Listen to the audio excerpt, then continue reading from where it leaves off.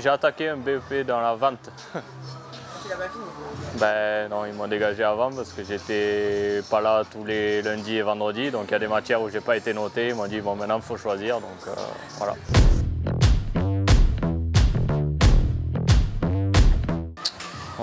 Je dirais assez discipliné. Je sais ce que je veux aussi. Donc du coup, ben voilà, il a fallu faire des choix. Quand je ne veux pas faire quelque chose, ben, généralement on a du mal à tirer grand chose de moi. Par contre, quand je veux vraiment faire quelque chose, généralement, ben, je suis rarement loin de mes objectifs.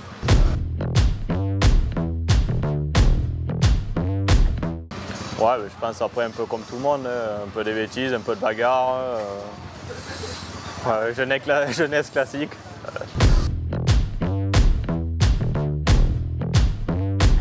J'ai eu beaucoup de blessures en cross, j'ai eu du mal à trouver un guidon correct dans des conditions honorables.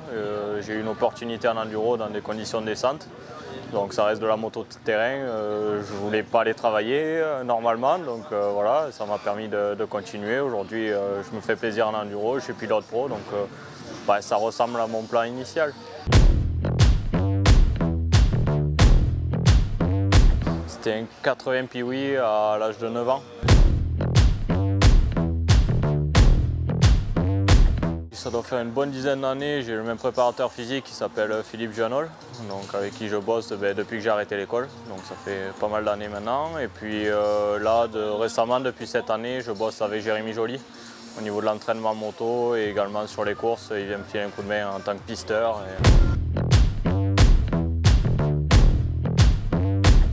Mon point fort, je pense, c'est le fait de jamais rien lâcher. En course, il est rare que je baisse les bras. Je crois que ça m'est jamais arrivé. Je vais toujours au bout de moi-même. J'essaye de me dire que maintenant, il faut faire partie des leaders et essayer d'assumer ce poste.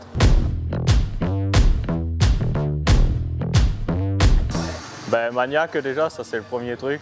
Ça c'est déterminé, je sais ce que je veux et je ne lâcherai pas tant que j'ai pas ce que je veux. Et après par contre on peut dire assez têtu. Je suis assez borné, j'ai du mal à faire confiance aux autres. Un mec comme Christophe Lambotin qui perdure parmi les années, quoi. Je veux dire, ça fait une carrière, je suis admiratif de ça, quoi. Il n'est pas tout jeune maintenant, il a enquillé beaucoup de saisons. Il a fait rarement des saisons vides. Ça a toujours eu beaucoup de titres, toujours aux avant-postes et tout. Donc ouais, c'est un modèle dans la durée et dans la performance aussi. Ouais, depuis le début, j'aime bien les tracteurs, de la terre, bouger de la terre, faire des choses comme ça. Donc peut-être je serai dans le TP ou complètement ailleurs, je sais pas, je pense que je peux arriver à faire beaucoup de choses, mais il suffit que je le décide.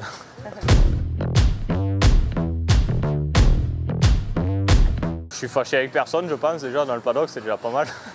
Il y a surtout voilà, Patrick Thom et Jérémy Joly, avec qui je me suis entraîné tout l'hiver, avec qui je fais mes voyages, avec qui voilà, je passe la plupart de mon temps du coup sur les courses.